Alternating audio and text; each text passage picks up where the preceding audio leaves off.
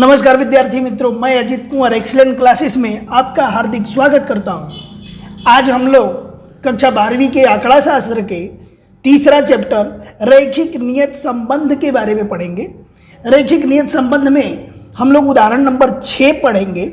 अगर आप इसके पहले के उदाहरण नहीं देखे हैं, इसके पहले के वीडियो नहीं देखे हैं, तो प्लीज़ आप जा कर के वो वीडियो देख ले तो ही ये समझ में आएगा। अगर आप पहले के वीडियो नहीं देखे हैं तो ये वीडियो समझ में नहीं आएगा। तो चलिए अपने देखते हैं उदाहरण नंबर 6। उदाहरण 6 में क्या दिया गया है कि गुजरात राज्य की एक यूनिवर्सिटी में प्रवर्तमान वर्ष यानी करेंट ईयर में विदेश से पढ़ने आए विद्यार्थियों में से 7 विद्यार्थियों का n के जगह पर अपने को कितना लेना है, 7। एक डेटा अपने को यहीं पर मिल गया। एक निदर्श लेकर यानी एक सैंपल लिया गया है 7 विद्यार्थियों का, उनके बौद्धिक अंक यानी IQ चेक किया गया और उनकी 75 अंक की परीक्षा में प्राप्त अंक की सूचना देखी गई। 2 चीज चेक किया गया, क्या क्या? एक तो उनका बौद्धिक अंक यानी IQ चेक किया गया और दूसरा 75 मार्क्स की एग्जाम ली गई और कितने मार्क्स उनके आए वो चीज़ चेक किया गया। यानी पहला चल राशि अपना बौद्धिक अंक यानी IQ है। देखिए यहाँ पर पहला चल राशि बौद्धिक अंक यानी IQ है जिसको हम x मान लिए हैं। दूसरा चल राशि 75 अंक की परीक्षा में जो भी प्राप्तांक उनको मिले हैं, ये प्राप्तांक मिले हैं, इनको हम मान लिए हैं y। प्राप्तांक की सूचना निम्नानुसार दी गई है, यानी ये कोष्टक आपको प्रश्न में दिया हुआ रहेगा। ये x के मान इतना इतना है और y के मान इतना इतना है। अब प्रश्न में ही क्या कहा गया है कि उपर्युक्त सूचना से y का x के प्रति नियत संबंध रेखा प्राप्त कीजिए। देखिए क्वेश्चन अपने को यही मिल गया। अपने को प्रत्येक क्वेश्चन में पता होना चाहिए कि क्या क्या निकालना है, क्या क्या सोल्व करना है। तो सबसे पहले अपने को निकालना है y का x के प्रति नियत संबंध रेखा यानी y के equal to a plus B x.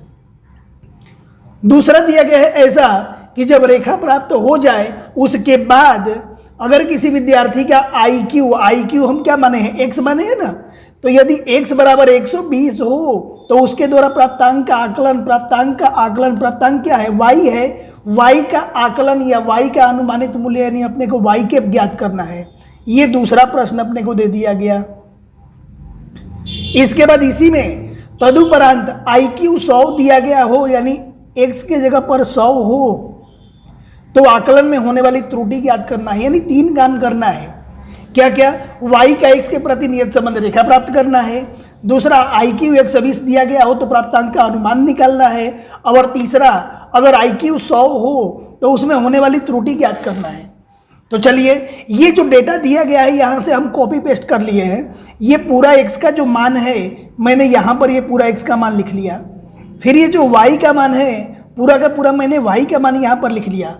अब ऊपर से प्रश्न को आपसे कोई मतलब नहीं है, अब सिर्फ इतने में ही देखेंगे। तो देखिए विद्यार्थी मित्रों, इस चैप्टर में सबसे पहले हम लोग x बार और y बार निकालते हैं। x बार और y बार ज्ञात करने के लिए सबसे पहले क्या करना पड़ेगा, x का टोटल करना पड़ेगा। तो यहाँ सिग्मा x बराबर आया है, टोटल किए हैं तो 675 आया है। आपका समय बचे इसके लिए मैं पहले से टोटल करके रखा हुआ हूँ। इसके बाद y है तो y का टोटल कितना आया हुआ है, 361 आया हुआ है, जिसको हम सिग्मा y बोलते हैं। यानी प्रश्न के अंदर जहां भी सिग्मा y की जरूरत पड़ेगी वहां 361 रखेंगे। अब देखा जाए माध्य के बारे में, तो माध्य बराबर सूत्र क्या होता है, देखिए यहां से हल अपने को यह है कि माध्य x बार बराबर सूत्र होता है sigma x upon n। Sigma x की वैल्यू देखिए यहां पर दिया गया है सिग्मा x, ये सिग्मा x की वैल्यू कितना दिया गया है 675, तो ऊपर रख दिया 675 बटे में n। तो n के जगह पर अवलोकन गिन लो, 1 2 3 4 5 6 7, टोटल 7 अवलोकन है। यहाँ भी दिया गया था प्रश्न में ऊपर की 7 विद्यार्थियों का, तो वहाँ से भी अपने n के जगह पर 7 रख सकते हैं। तो 675 में 7 का जब हम भाग देंगे तो 96.43 आएगा। ये x बार का मान है। ठीक इसी प्रकार सिग्मा y बटे n करेंगे तो y बार का मान आ जाएगा, यानी y का माध्य आ जाएगा। तो सिग्मा y के जगह पर देखिए यहाँ से क्या दिया गया है 361 आया हुआ है, तो 361 और बटे में n के जगह पर 7, तो ये आया 51.57। अब देखिए यहाँ x बार और y बार दोनों अपूर्णांक है। जब दोनों अपूर्णांक होते हैं तो अपने पास दो विकल्प मिलते हैं, एक uv वाला सूत्र और दूसरा xy वाला सूत्र। लेकिन xy वाला सूत्र हम कब उपयोग करते हैं? जब पूर्णांक छोटे छोटे होते हैं। इसमें 85, 95 ये 100, ये 90, 110, यहाँ पर अवलोकन बड़े बड़े दिए गए हैं, इसलिए uv वाली रीति का इसमें उपयोग होगा। फिर से ध्यान से समझिए, यहाँ पर x बार और y बार दोनों अपूर्णांक है, यानी दोनों दशमलव में दिया गया है। इसके लिए हम कौन सी विधि का उपयोग करेंगे? यूवी वाली विधि का या संक्षिप्त विधि का उपयोग करेंगे। यही यहाँ पर लिखा गया है कि यहाँ x बार और y बार दोनों अपूर्णांक है एवं अवलोकनों के मूल्य बड़े बड़े हैं, अतः b का मान संक्षिप्त विधि से यानी यूवी वाली रीति से सॉल्व करेंगे। अब b का मान ज्ञात करने के लिए सूत्र क्या होता है यूवी वाली रीति में? तो b का मान ज्ञात करने के लिए सूत्र होता है कि n सिग्मा यूवी माइनस एक ब्रैकेट में है सिग्मा यू, दूसरे ब्रैकेट में सिग्मा वी अपॉन यहाँ पर है N sigma U square minus sigma U का होल स्क्वायर।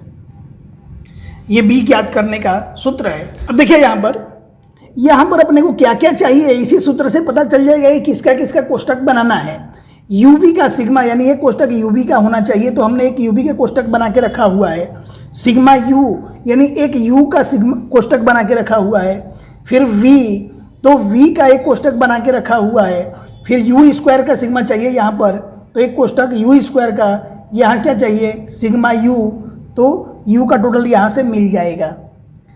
तो सूत्र के अनुसार हम कोष्टक बना लेंगे। अब सबसे पहला काम अपना क्या होगा कि u और v का मान ज्ञात करें। u और v का मान ज्ञात करने के लिए u बराबर सूत्र क्या होता है? u बराबर सूत्र होता है कि x माइनस a और उसके बट्टे में cx, और दूसरा v बराबर सूत्र होता है कि y माइनस b उसके बट्टे में cy। अब देखिए यहाँ पर क्या हो जाएगा x माइनस a कहाँ से माना जाता है?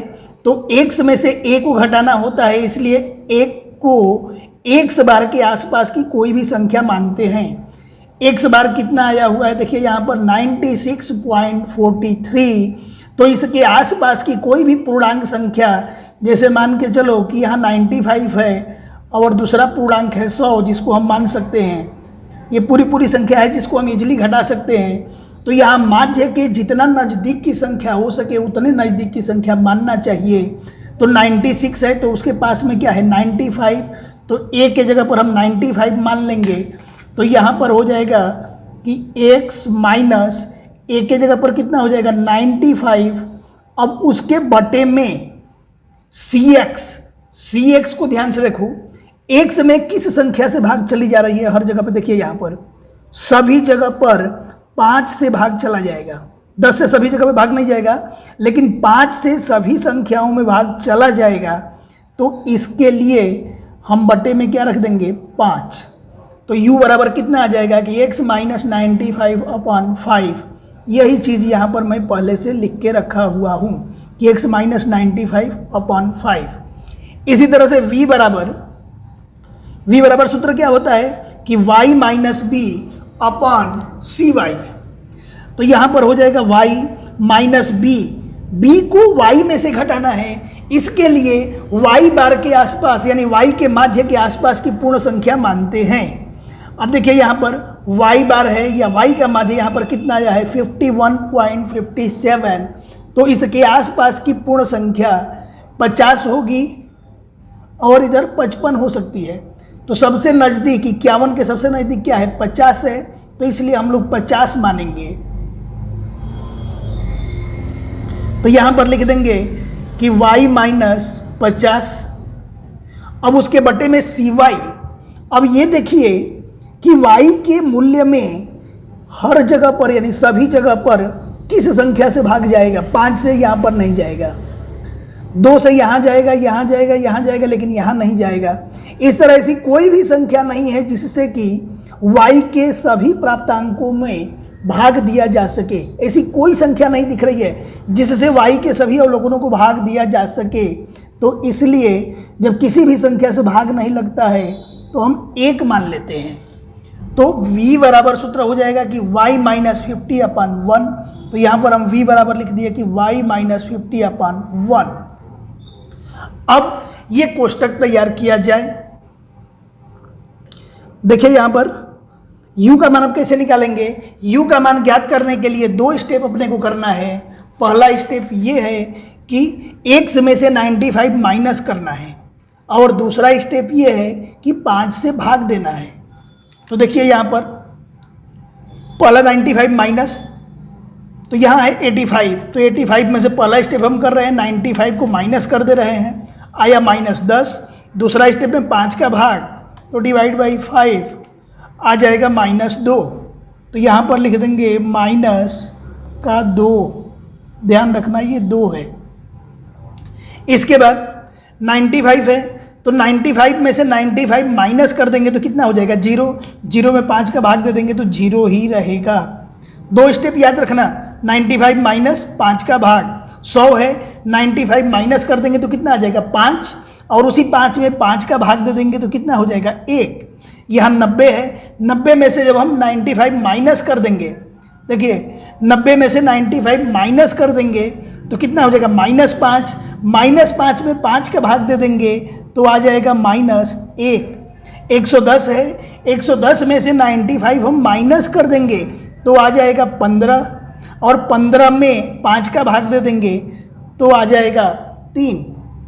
125 है, 125 में से जब हम 95 माइनस कर देंगे तो आ जाएगा 30, और उसी 30 में 5 का भाग दे देंगे तो आ जाएगा 6। फिर यहाँ पर है 70, 70 में से 95 माइनस कर देंगे तो आ जाएगा -25। उस 25 में 5 का भाग दे देंगे तो 5 5 25, आंसर अपना आ जाएगा -5। अब देखिए विद्यार्थी मित्रों, इसका टोटल करना है। इसका टोटल करना आपको फिर से एक बार बता दे रहा हूँ कि कैसे टोटल किया जाता है। माइनस और प्लस जब एक साथ आ जाता है तो आपको करना ये है कि एक जगह माइनस वाली सभी संख्याओं को जोड़ दो। माइनस वाली जब सभी संख्याएं जोड़ देंगे तो देखिए यहाँ पर 2 है और 1, 3 और 5 कितना हो जाएगा 8, ये है -8। अब प्लस वाली सभी संख्याएं जोड़ दो। प्लस वाली संख्या कौन कौन सी है, 1 और 3 4, 4 और 6 कितना हो जाएगा 10। माइनस का 8 आया और प्लस का 10 आया। अब इन दोनों में कौन सी संख्या बड़ी है, प्लस वाली की माइनस वाली। तो प्लस वाली, तो प्लस में अपना आंसर आएगा। प्लस में आंसर कितना हो जाएगा, अब बड़ी संख्या में से छोटी संख्या घटा देंगे तो कितना हो जाएगा 2। यही ध्यान रखना है, इन दोनों में जो संख्या बड़ी हो उसका निशान और एक दूसरे में से घटा देना है, वही अपना आंसर हो जाएगा। यानी जहाँ सिग्मा यू की जरूरत होगी वहाँ पर अपना आंसर क्या आएगा, +2। यहाँ पर ध्यान रखना, सिग्मा यू बराबर कितना आ जाएगा, +2। वैसे ही v वाला कोष्टक तैयार करें। v वाले कोष्टक तैयार करने के लिए अपने को करना क्या होता है, y में से 50 को यहाँ माइनस करना है, जो भी आंसर आएगा उसमें 1 का भाग देना है। और विद्यार्थी मित्रों, आप जानते हो कि किसी भी संख्या में 1 का भाग देते हैं तो उसका आंसर उतना ही रहता है। यानी अपने को सिर्फ क्या करना होगा, सिर्फ y में से 50 को घटा देना है या कमी करना है। तो चलिए, इसमें एक ही स्टेप मिला, y में से 50 को घटाना। यहाँ पर y का मान कितना है, 46। 46 में से जब हम 50 घटा देंगे तो ये हो जाएगा -4। 50 है, 50 में से 50 घटाएंगे 0, 50 में से 50 घटाएंगे 0। यहाँ 45 है, 45 में से 50 जब जाएगा तो आ जाएगा -5। यहाँ 60 है, 60 में से जब 50 घटा देंगे तो ये हो जाएगा 10। फिर यहाँ 70 में से 50 घटा देंगे तो ये हो जाएगा 20। यहाँ 40 में से 50 घटा देंगे तो ये हो जाएगा -10। जैसे इसका टोटल किए ठीक उसी तरह से इसका भी हम टोटल करें। माइनस वाले को सभी एक जगह, प्लस वाले को सभी एक जगह। तो माइनस वाली संख्या देखो कितना कितना है, 4 और 5 9, और ये है माइनस में 10। 9 और 10 कितना हो जाएगा 19। माइनस वाली संख्या हो गई टोटल 19। अब प्लस वाली संख्या देखेंगे, प्लस वाली संख्या देखो तो कितनी कितनी हो रही है, 10 और 20 30, 2 ही संख्या है तो ये हो जाएगी 30। अब यहाँ पर क्या करना होगा, फिर से एक बार आपको समझा दे रहा हूँ। जो संख्या बड़ी हो उसका निशान और बड़ी संख्या में से छोटी संख्या को घटा दो। बड़ी संख्या प्लस में है तो प्लस का निशान, और इसमें से इसको घटा देंगे तो 30 में से 19 जाएगा तो ये 11 हो जाएगा। ये किसका मान आया? तो v का टोटल आया, यानी सिग्मा v आया। सिग्मा v बराबर आ जाएगा प्लस 11। जहां भी प्रश्न में जरूरत पड़ेगी सिग्मा v की तो आप प्लस 11 रखना। अब कोष्टक के अनुसार अपने को क्या करना होगा? u में v का गुणा करना होगा। u में जब v का गुणा करेंगे यानी ये कोष्टक का ये कोष्टक में गुणा करेंगे, सिर्फ प्लस और माइनस के निशानों को ध्यान में रखना है। दोनों जगह माइनस हो तो माइनस माइनस का गुणा प्लस, 2 में 4 का गुणा हो जाएगा 8, 0 में 0 का गुणा 0, 1 में 0 का गुणा हो जाएगा 0, यहाँ माइनस और माइनस का गुणा प्लस, 1 में 5 का गुणा हो जाएगा 5, 3 में 10 का गुणा हो जाएगा 30, 6 में 20 का गुणा हो जाएगा 120, माइनस माइनस गुणा हो जाएगा प्लस में, 5 का 10 का गुणा हो जाएगा तो ये हो जाएगा 50। अब इसका हम टोटल कर देंगे। जब हम इसका टोटल करेंगे यूवी का तो यूवी का टोटल आ जाएगा 213। आप कैलसी से करके देख लेना। तो यहाँ पर हम लिख देंगे कि सिग्मा यूवी बराबर कितना आया है? 213। अब यहाँ पर इस कोष्टक में क्या करना है? यू स्क्वायर यानी यू का कोष्टक मिला हुआ है, सिर्फ अपने को वर्ग निकाल करके इस कोष्टक में रख देना है। और दोस्तों ये भी ध्यान रखना कि वर्ग हमेशा प्लस में आता है, वर्ग के अंदर कोई भी माइनस नहीं आता। तो -2 का वर्ग कर देंगे तो आ जाएगा 4, माइनस से कोई लेना देना नहीं है क्योंकि वर्ग प्लस में आता है। 0 का वर्ग करेंगे 0, 1 का वर्ग करेंगे 1, 1 का वर्ग करेंगे 1, 3 का वर्ग करेंगे 9, 6 का वर्ग करेंगे 36 और 5 का वर्ग करेंगे हो जाएगा 25। अब इसका हम करेंगे टोटल।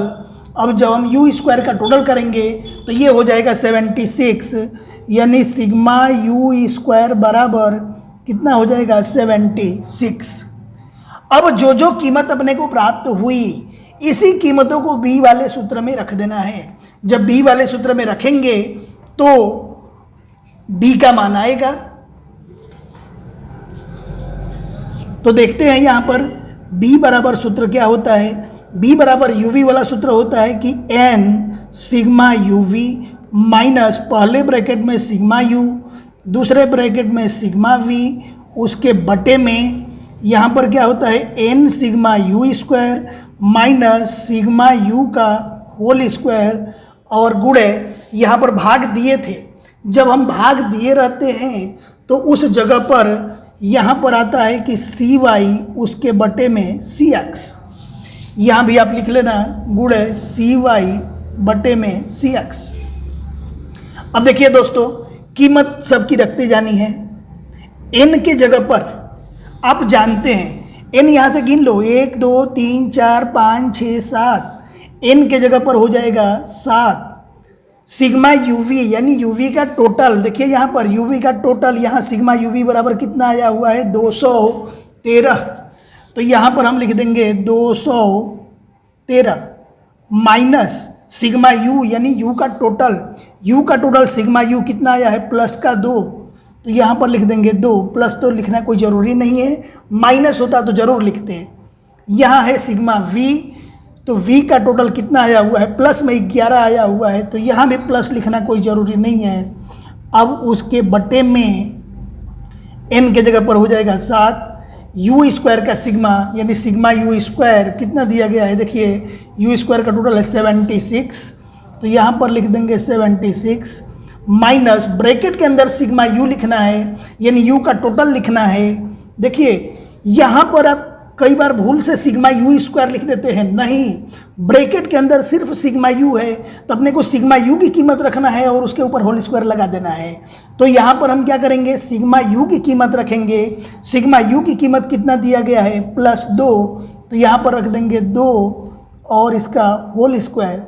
यहाँ सी वाई बटे में सी एक्स, देखिए यहाँ पर सी वाई बटे में सी एक्स, सी एक्स कितना है? 5, सी वाई कितना है? 1, तो ऊपर सी वाई आता है तो ऊपर रहेगा 1 और ये बटे में 5। सी वाई की जगह पर हो जाएगा 1 और सी एक्स की जगह पर क्या आएगा? 5।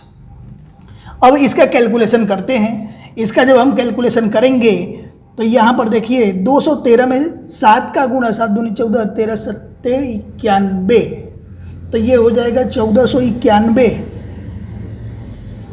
माइनस 11 में 2 का गुणा, तो ये हो जाएगा 22। 76 में 7 का गुणा, 7 7 49, 490, 6 7 42, ये हो जाएगा 532 माइनस यहाँ 2 का वर्ग कर देंगे तो कितना हो जाएगा 4 और गुणे 1 के बटे में 5। 1491 में से जब हम 22 को माइनस कर देंगे तो ये हो जाएगा 1469 यानी 1469, उसके बटे में 532 में से 4 को जब हम माइनस करेंगे तो 532 में से 4 को माइनस कर देंगे तो ये हो जाएगा 528 और गुणे 1 के बटे में 5।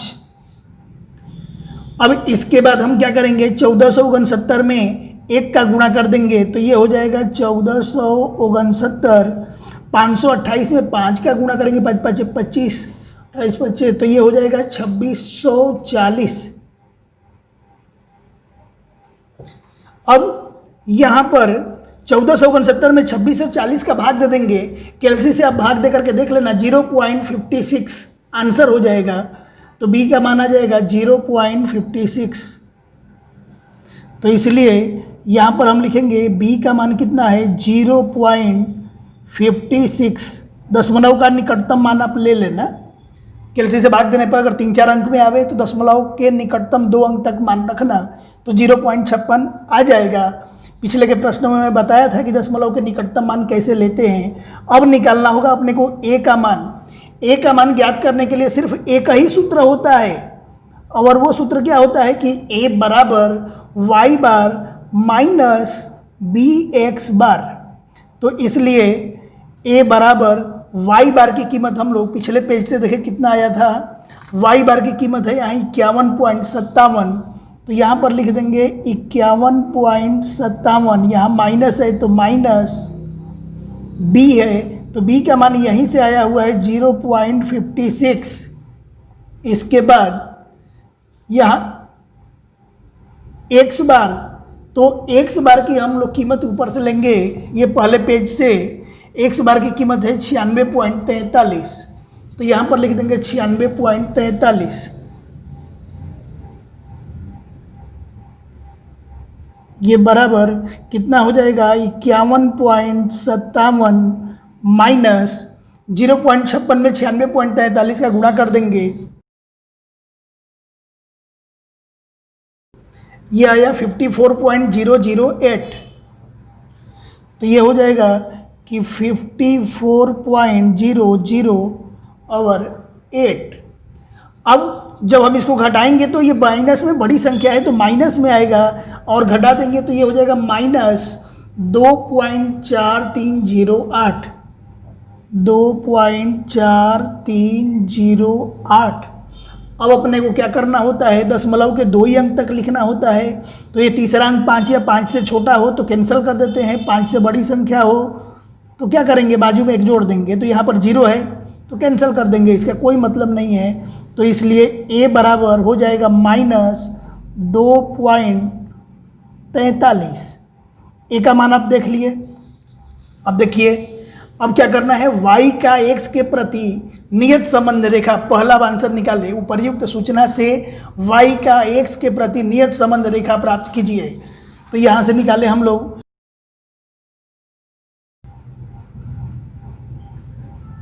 देखिए y का x के प्रति नियत संबंध रेखा का सूत्र y के बराबर a प्लस बी एक्स होता है, हम लोग पहले से पढ़ चुके हैं। तो यहाँ पर इसलिए हो जाएगा कि y के बराबर a का मान आया हुआ है माइनस 2.43 और प्लस b, तो b की जगह पर आया है 0.56, तो यहाँ लिख देंगे कि 0.56 और यहाँ x है तो x, ये है y का x के प्रति नियत संबंध रेखा। ये पहला आंसर अपने को आ गया। अब दूसरा प्रश्न ये पूछा गया है कि यदि किसी विद्यार्थी का IQ का मतलब कि IQ का मान है x, यानी x का मान 120 हो तो उसके द्वारा प्राप्त अंक का आकलन कीजिए। तो यहाँ पर लिखेंगे कि यदि किसी विद्यार्थी का IQ अर्थात x बराबर 120 हो तो यदि किसी विद्यार्थी का IQ 120 हो अर्थात x बराबर 120 हो तो हम क्या लिखेंगे, प्राप्तांक का आकलित मूल्य। प्राप्तांक का आकलित मूल्य या प्राप्तांक का अनुमानित मूल्य क्या होता है, y कैप होता है। तो y कैप बराबर कितना हो जाएगा यहाँ, -2.43 प्लस 0.56 और x के जगह पर यहाँ पर हम क्या लिख देंगे, 120। तो इसलिए हो जाएगा -2.43 प्लस 0.56 में 120 का गुणा करेंगे, आया 67.2। तो यहाँ पर लिख देंगे कि 67.2। अब 67.2 प्लस में है और ये माइनस में है, तो जो संख्या बड़ी होती है उसका निशान लेते हैं, यानी प्लस वाली संख्या यहाँ पर बड़ी है तो इसका निशान ले लेंगे, आंसर प्लस में आएगा, इसमें से इसको घटा देंगे। तो इसलिए y कैप बराबर 67.2 में से जब 2 जाएगा तो ये हो जाएगा कि 64.77 लगभग 64.77 यहाँ पर लिख देंगे कि लगभग। अब देखिए ये दूसरा आंसर अपने को आ गया। प्रश्न में ऐसा दिया गया है कि यदि किसी विद्यार्थी का IQ 120 हो तो y का आकलित मूल्य या प्राप्तांक का आकलित मूल्य ज्ञात करो। तो प्राप्तांक का आकलित मूल्य y कैप का मूल्य कितना आ गया, 64.77 लगभग। अब देखिए इसी में तीसरा प्रश्न पूछा गया है कि तदुपरांत IQ 100 हो तो आकलन में होने वाली त्रुटि ज्ञात करो। तो लिखेंगे कि यदि IQ 100 हो तो देखिए, यदि जब IQ 100 दिया गया हो यानी x बराबर 100 दिया गया हो तो y का अनुमानित मूल्य ज्ञात कर ले पहले।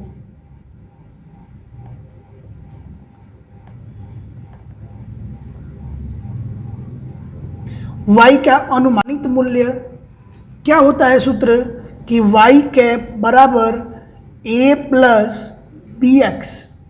तो यहां से हो जाएगा y कैप बराबर a के जगह पर हम लोग पहले हल कर चुके हैं, a का मान यहाँ पर देखिए -2.43 है, तो ये हो जाएगा -2.43 प्लस b, तो b का मान यहाँ 0.56 है, तो ये लिख देंगे 0.56। यहाँ x IQ x बराबर 100 दिया गया है तो लिख देंगे 100।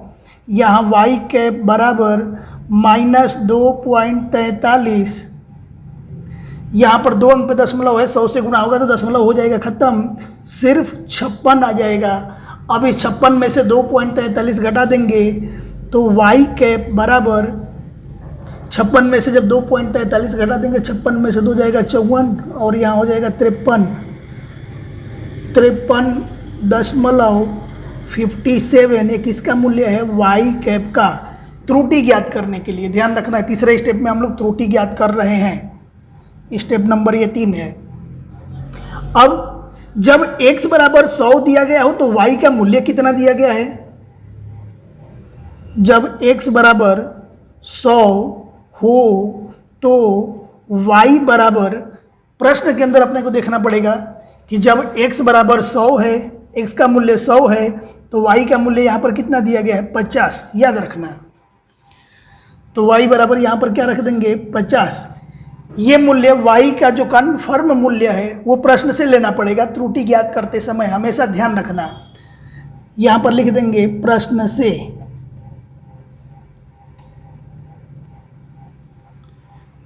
इसलिए त्रुटि बराबर, त्रुटि ई बराबर सूत्र क्या होता है कि y माइनस वाई कैप।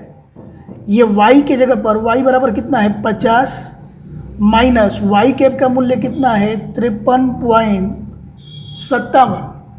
अब 50 में से 53.57 को माइनस कर देंगे तो ये ई बराबर हो जाएगा कि -3.57। ये y क्या है, तो y प्रश्न में क्या दिया गया था, प्राप्तांक दिया गया था, तो यहाँ पर लिख देंगे अंक, और ये अपना हो गया तीसरा आंसर। विद्यार्थी मित्रों, प्रश्न थोड़ा बड़ा था परंतु स्टेप बाय स्टेप देखोगे समझ में जरूर आएगा। अब इसको आप लिखने के लिए सबसे पहले इसको लिख लो या स्क्रीनशॉट ले लो, दूसरे नंबर पे इसको लिख लो, इतना मैं सोल्व कराया था। अब जो तीसरा आंसर है इसको लिख लो।